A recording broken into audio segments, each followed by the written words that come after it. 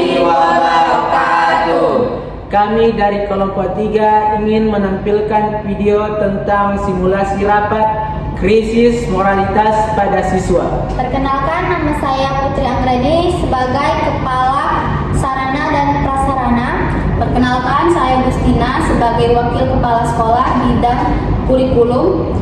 Saya Raihan Nurwanda sebagai Wakil Kepala Sekolah bidang Humas. Saya Naila Dwi Hapsari sebagai Wakil Kepala Sekolah bidang kesiswaan. Saya Cici Mustika Purba sebagai wali kelas.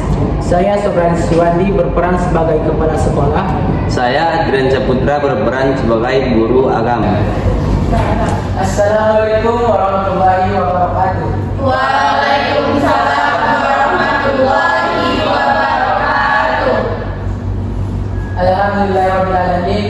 Wassalatu wassalamu ala asrofil anbiya'i wal mursalin wa ala alihi wa sahbihi ajma'in, amma ba'du. Puji syukur marilah kita panjatkan kepada Allah Subhanahu wa taala yang telah memberikan kita nikmat kesehatan dan kesempatan sehingga kita dapat berhadir di acara rapat kita pada hari ini.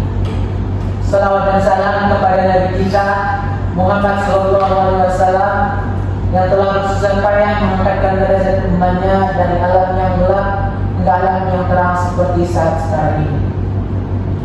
Yang saya hormati Bapak dan Ibu guru semua yang hadir pada acara rapat kita kali ini. Sebelumnya, adapun acara kita pada hari ini yaitu tentang membahas isu yang sangat berat, yaitu meningkatnya perilaku menyimpang siswa yang mencerminkan krisis moralitas. Saya rasa kita semua sudah merasakannya, baik di kelas, di lingkungan kelas maupun laporan yang masuk ke dalam BK.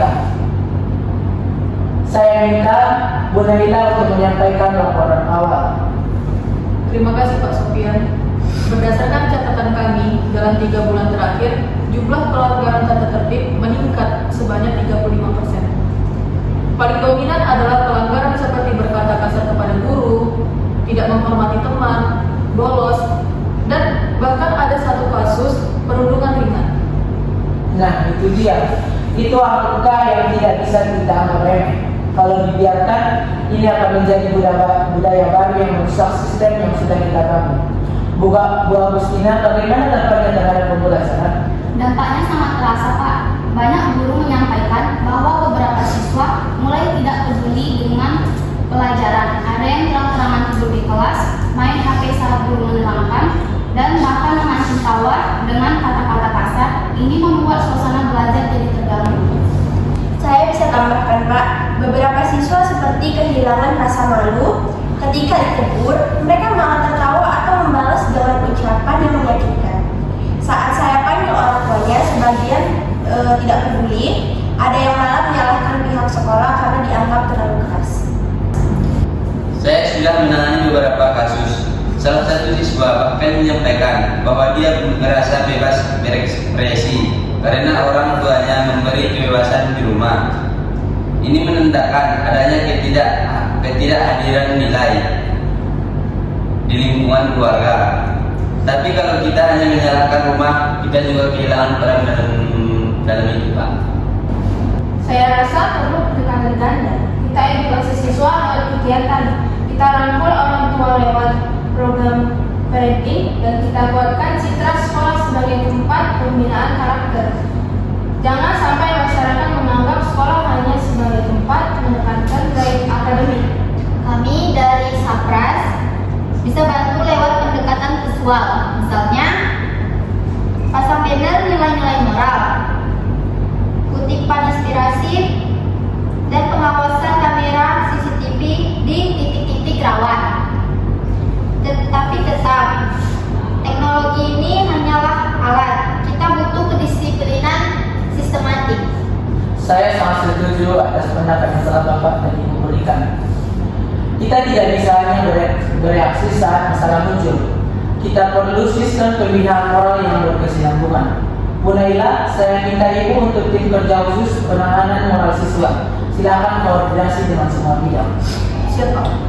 kami akan bentuk tim pembinaan karakter siswa yang mana melibatkan guru BK, wali kelas, dan guru-guru lainnya.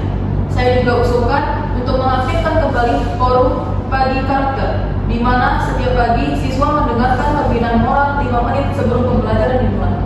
Kami dari kurikulum bisa integrasikan nilai karakter ke dalam pembelajaran. Tidak hanya pada mapel PPKN, semua guru bisa selipkan nilai, sopan santun, tanggung jawab, dan kejujuran di dalam proses belajar.